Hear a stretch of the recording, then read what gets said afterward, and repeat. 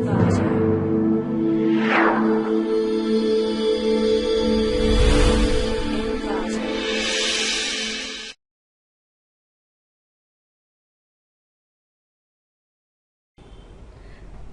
welcome to clickmyproject.com.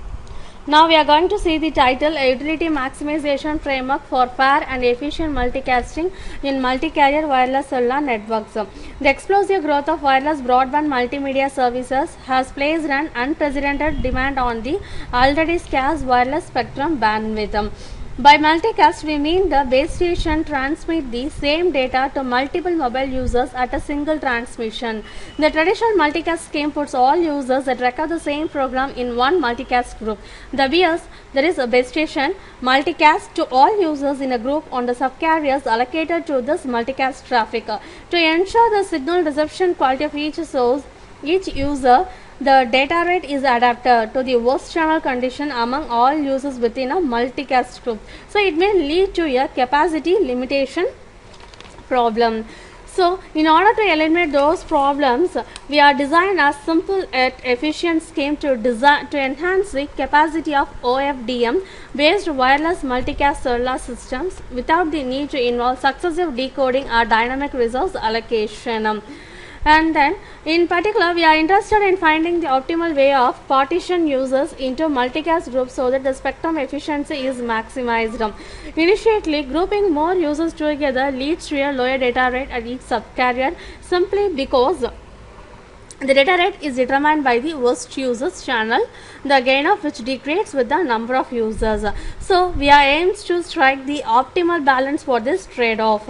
It is worth noting that the traditional multicast scheme, which put all the users that require the same content in one multicast group, is at one end of this trade-off and hence could be far from the optimal. Now we are going to see the DFD diagram. First, enter the number of users and split the users into different groups and allocate subcarriers and bandwidth to each user in separate groups.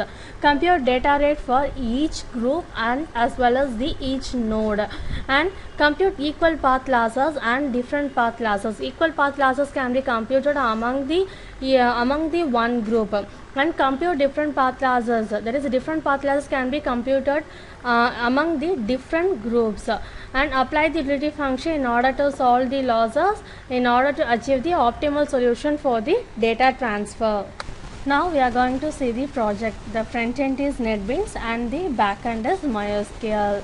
And the front end, inside the utility package, choose first.java and click run file.